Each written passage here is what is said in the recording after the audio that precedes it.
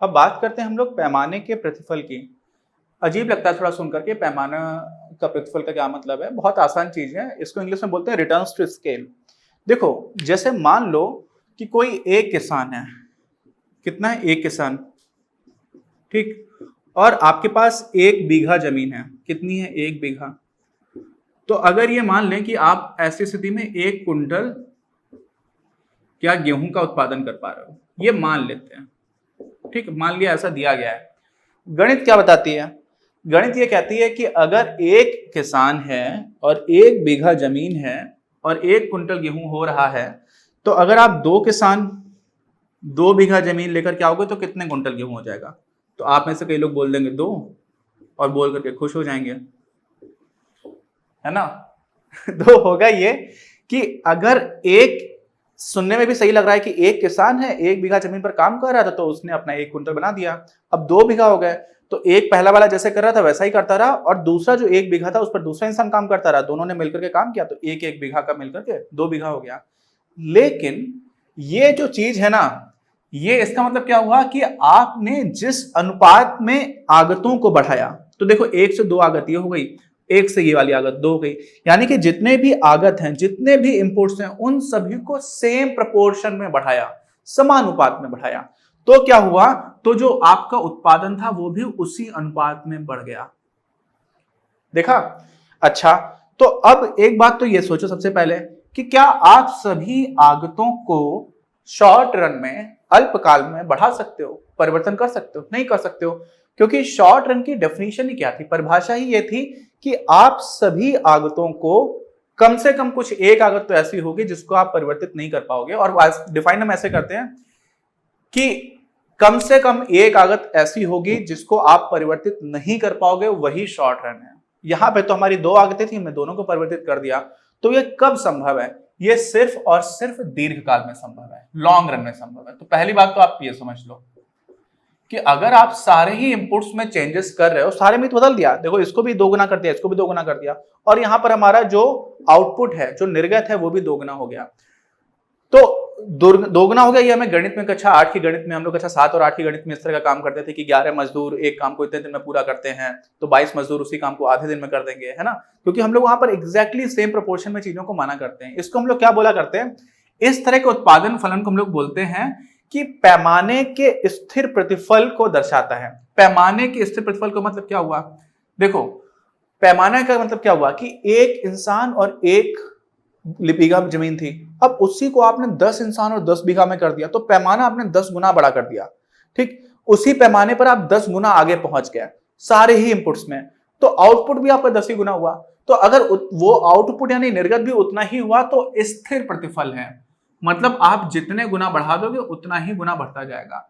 वास्तव में real life में ये जो गणित का एजम्पशन था कक्षा 7 और 8 के बच्चों वाला, ये काम हमेशा नहीं करता है। जब करता है तब हम उसको स्थिर प्रतिफल बोलते हैं। क्या बोलते हैं? हम बोलते हैं कांस्टेंट रिटर्न्स टू स्केल। लेकिन ऐसे सोचो, एक मूवी आई थी 1 और 11, है ना। तो 1 और 11 का मतलब ये होता है कि 2 लोग मिलकर के बहुत सारे काम कर सकते हैं, ऐसा होता है। रियल लाइफ में भी ज्यादातर ऐसी प्रोडक्शन प्रोसेसेस हैं जिसमें 2 लोग अगर आ जाते हैं साथ में, तो एक अकेला जितना काम कर पाएगा उसका 2 गुना नहीं हो रहा होता, उससे कई गुना ज्यादा काम हो जाता है। क्यों हो जाता है? क्योंकि हर एक का एक तो स्पेशलाइजेशन होता है, हर एक काम को बिना किसी व्यवधान के अपना काम जारी रख सकता है, तो उसका फायदा मिल रहा होता है, वो टीम का ऐसा बेनिफिट हो जाता है।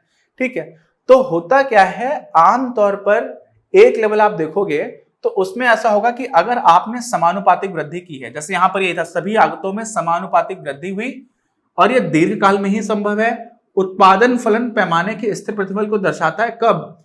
जब, इसी को सही से समझना, मान लीजिए हम लोग अब जो उत्पादन फलन है उसको हमने ऐसे डिफाइन किया, Q है, फंक्शन किसका है?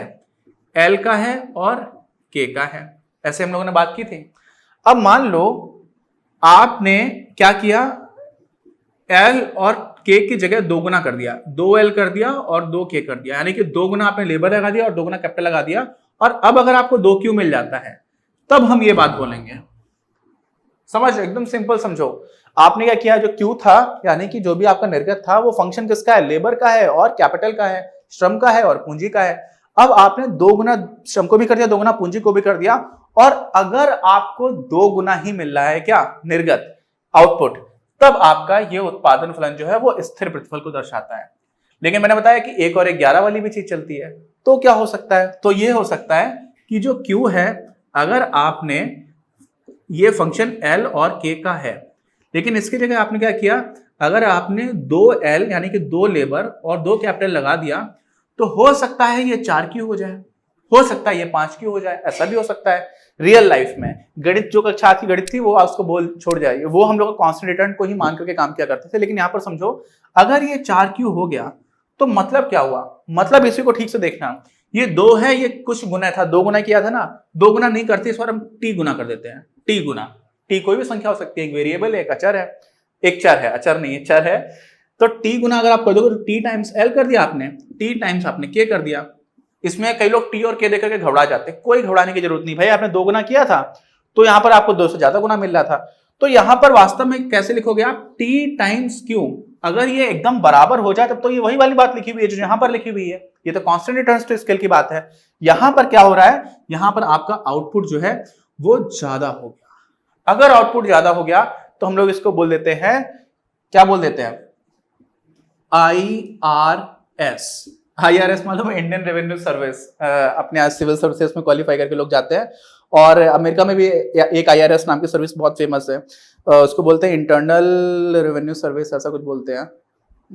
हाँ, मतलब वहां पर भी इनकम टैक्स की ही होती है, तो बहुत अच्छी सर्विस मानी आती है। यहाँ पर है इंक्रीजिंग रिटर्न्स टू स्केल, यहाँ पर वो मत समझिएगा, IRS का मतलब है इंक्रीजिंग, मतलब वृद्धिमान। तो यहाँ पर जो स्थिर प्रतिफल दिख रहा था, अब कैसा प्रतिफल दिख रहा है, वृद्धिमान।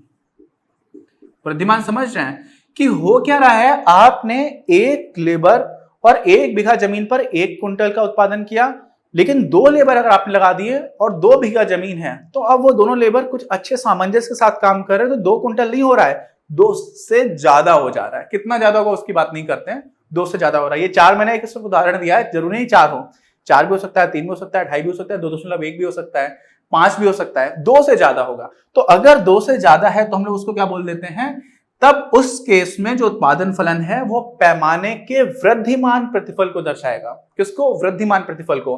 तो हम लोग उसको बोल देते हैं इंक्रीजिंग रिटर्न्स टू स्केल। क्या बोल देते हैं, इंक्रीजिंग रिटर्न्स टू स्केल। ठीक, आगे बात समझ में। अच्छा, तो अब कुछ लोग ये बोलेंगे कि सर ऐसा भी तो हो सकता है कि कभी कभी आप चीजों को बढ़ाते चले जा रहे हो, इनपुट्स को, सारे इनपुट्स को सेम प्रोपोर्शन में बढ़ा रहे हो, और जो आउटपुट है वो गिरना स्टार्ट हो जाए। हो सकता है क्या ऐसा?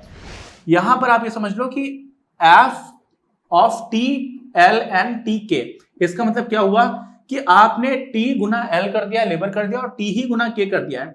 अगर ये आपका किसी के बराबर है, जो भी है, मान लो ये चीज यही लिखी हुई है, और ये आपकी कम है किससे, T Guna function of L comma के से, तब हम बोल देंगे ये आपका DRS है। DRS क्रिकेट वाला DRS नहीं, ये है डिक्रीजिंग रिटर्न्स टू स्केल। इसमें क्या हो रहा है, इसमें आपने जब टी गुना कर दिया एल को और टी गुना कर दिया के को, तो जो एल और के का आ रहा है तो उसमें आप टी से गुणा कर रहे हो, वो चीज ज्यादा है और ये वाली चीज कम है। यानी कि क्या हुआ इस वाले केस में, ऐसे समझ लो कि एक, इसी वाले उदाहरण को देखते हैं, एक किसान 1 बीघा 1 कुंटल कर रहा है, लेकिन आपने क्या किया, 10 किसान कर दिया और 10 बीघा कर दिया। तो आप सोचोगे कि 10 बीघा तो होना ही चाहिए, 10 से ज्यादा हुआ तो हम बोलेंगे इंक्रीजिंग रिटर्न्स टू स्केल है। यहां पर हो पा रहा है 7 कुंटल ही उत्पन्न हो पाया। तो आप सोचो कि इससे अच्छा तो ये लोग अपना अलग अलग काम कर रहे होते, एक किसान के पास 1 बीघा जमीन में काम कर रहा होता, हर किसान अपना अपना काम कर रहा होता ऐसे ऐसे, तब भी यहां से 1 कुंटल मिलता, और 10 ऐसे किसान है तो सबको जोड़ करके 10 कुंटल तो मिल ही जाता। आई बात समझ में? तो अगर आप ऐसा सोच रहे हैं तो वो कांस्टेंट रिटर्न्स ऑफ स्केल की तरफ से सोच रहे हो। लेकिन यहाँ पर क्या होता है, यहाँ पर प्रोडक्शन प्रोसेस में ऐसा थोड़ी होता है कि सब लोग अपने अपने बीघा में काम करेंगे। भाई 10 लोग हैं, 10 लोग मिलकर के एक साथ काम कर रहे हैं। अगर ऐसा हो जाए, जरूरी नहीं है, देखो तीनों स्थितियां हैं, उन तीनों स्थितियों को हम बता रहे हैं, तो उसको हम लोग क्या बोल देते हैं, डिक्रीजिंग रिटर्न्स टू स्केल, और इसी को हिंदी में नाम क्या बोल देते हैं, वृद्धिमान की जगह आप यहाँ पर ह्रासमान कर दो, है ना, शक्तिमान मत कर देना, ठीक है, ह्रासमान प्रतिफल हो जाएगा। तो पहला होता है आपका स्थिर प्रतिफल, दूसरा हो जाएगा आपका वृद्धिमान प्रतिफल और तीसरा हो जाएगा ह्रासमान। वृद्धिमान कब? जब आपने 10 गुना चीजें बढ़ाई हैं लेकिन उससे ज्यादा आउटपुट बढ़ गया तो आपका वृद्धिमान हो गया।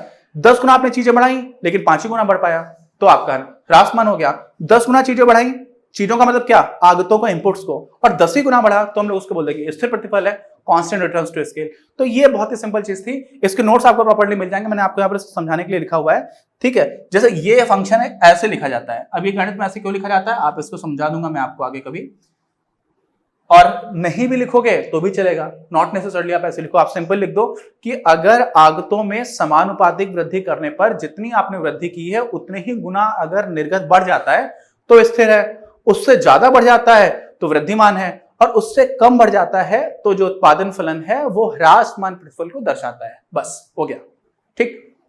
इस वीडियो के प्रायोजक हैं आप, और अगर आप ऐसे ही और वीडियोस बनाने में हमारी मदद करना चाहते हैं तो पैट्रियन पर जाकर या फिर स्क्रीन पर दिए गए QR कोड को स्कैन कर अपना योगदान जरूर दें। अपनी क्लास का उद्देश्य आप सभी के लिए आप ही की भाषा में गुणवत्तापूर्ण शिक्षा उपलब्ध कराना है। कक्षा 12 तक के सभी प्रमुख विषयों पर हम वीडियोस बना रहे हैं और कुछ विषयों पर वीडियोस आपके अपने चैनल अपनी क्लास की ही अन्य प्लेलिस्ट पर अपलोड भी हो चुके हैं। ज्ञान के प्रकाश से देश को सशक्त बनाने के हमारे इस प्रयास में इस चैनल को सब्सक्राइब करके और लोगों के साथ शेयर करके अपना बहुमूल्य योगदान जरूर दें। पढ़ेगा इंडिया तो बढ़ेगा इंडिया।